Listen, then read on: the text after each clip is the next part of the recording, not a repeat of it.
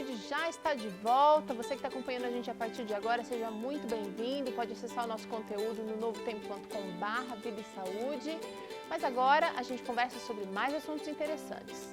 Poucas causas de morte são tão traumáticas e misteriosas como a morte de bebês aparentemente saudáveis enquanto dormem. As famosas mortes súbitas. A gente vai entender agora um pouquinho mais sobre esse assunto e a gente vai descobrir o que dá para ser feito para evitar o problema com a Caroline Oliveira, nossa repórter. A chegada de um bebê é sempre muito esperada. A família toda se prepara para receber esse novo membro. Não existe uma receita pronta de como ser uma boa mãe. Só a prática do dia a dia vai revelar os cuidados que se deve ter. Porém, é importante prevenir.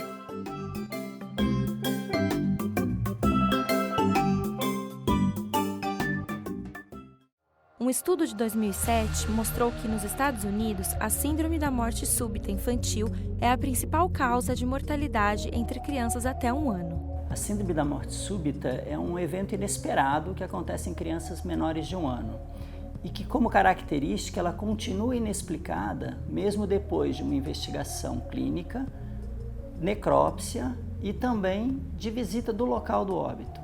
Mesmo com essas 3 situações, você não consegue encontrar o motivo do óbito. O nome assusta, mas é preciso aprender para diminuir os riscos de incidências. A melhor prevenção é a conscientização, e começar pela família é primordial. No Brasil é um pouco difícil a gente determinar por falta de estatísticas. A gente tem que, no mundo, existe uma média de 2 a cada 1.000 nascimentos, 2 óbitos a cada 1.000 nascimentos. Nos Estados Unidos, isso representa em torno de 2.500 óbitos por ano, é um número bastante grande. Mas no Brasil, os números são bem mais baixos do que esse, justamente porque muitas vezes ele não é identificado como morte súbita e acaba não sendo notificado. A teoria mais aceita hoje é um defeito numa parte do cérebro chamado tronco cerebral, que ajuda a controlar a respiração, o batimento cardíaco, a temperatura. Uma falha nessa região poderia impedir que você tivesse a capacidade de despertar. Então, naqueles momentos em que você sofre algum risco enquanto está dormindo, normalmente a gente desperta do sono profundo e essa criança não teria essa habilidade. Geralmente acontece quando o bebê está dormindo. Como a gente não conhece muito bem a causa, na verdade a gente tem que olhar para trás, ver os casos que ocorreram, o que tinham em comum, né? Então tem uma sequência de fatos que são comuns aos óbitos.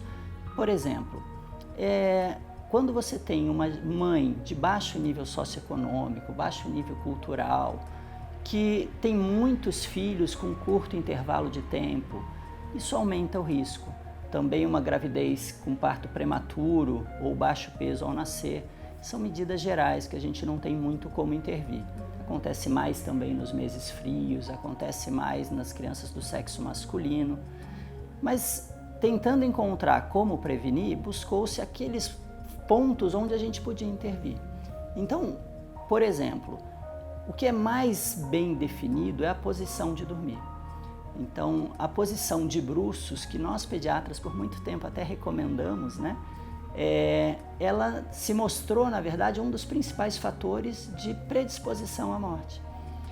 Nessa década de 90, quando começou a se estudar isso e se fez uma grande campanha para dormir com a barriguinha virada para cima, reduziu em 50% a mortalidade.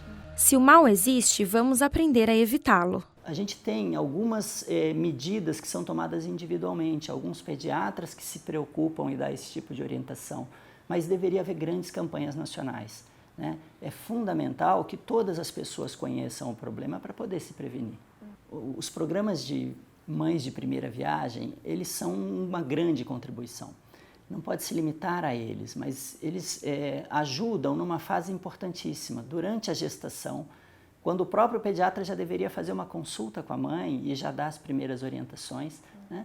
E deve-se continuar depois, durante as consultas diárias do pediatra, consultas mensais do pediatra, o ideal seria que você tirasse 1 a 2 minutos para falar sobre essas questões, não só da morte súbita, mas as mortes acidentais também.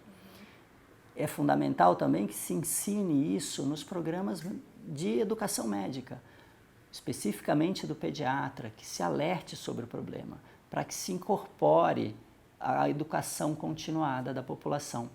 Só conversando é que a gente aprende. A televisão tem um papel fundamental para poder divulgar a campanha.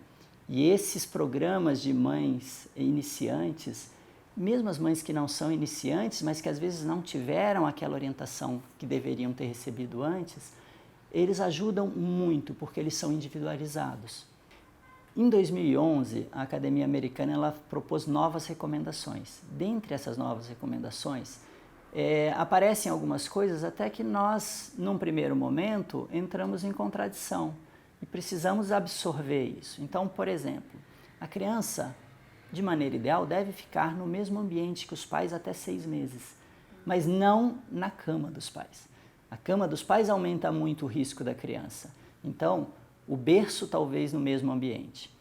Além disso, o uso da chupeta, que também mantém um estímulo que diminui o risco da morte. Ao mesmo tempo, a amamentação, ela protege a criança do risco de morte súbita. E aí entra a contradição. Para a amamentação, nos programas de amamentação, a gente diz, evite a chupeta. Então, a recomendação atual é, até 1 mês, evite a chupeta. A criança vai se habituar ao seio. Depois disso, a chupeta pode ser oferecida, porque também ajuda a prevenir. E uma coisa que é fundamental, a mãe não deve, nem durante a gravidez, nem dos meses posteriores ao nascimento, usar fumo e bebidas alcoólicas. O cigarro no ambiente, ele também causa um risco aumentado, inclusive quando o pai é o fumante, não especificamente a mãe. A mãe durante a gestação e qualquer pessoa depois do nascimento.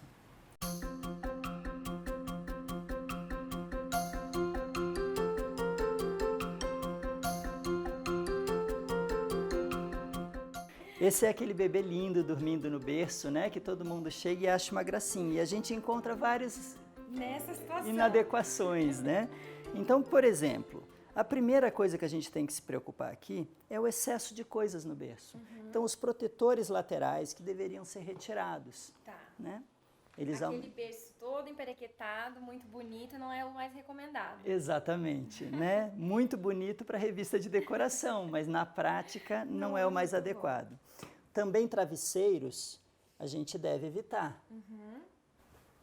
A criança não tem necessidade de deitar a cabeça no Não tem. O colchão plano, mais durinho, é suficiente para ela ter bom conforto. Evitar excessivo aquecimento. Hoje não está um dia tão quente para ela estar com tanta manta. Sim. Então, a gente pode diminuir.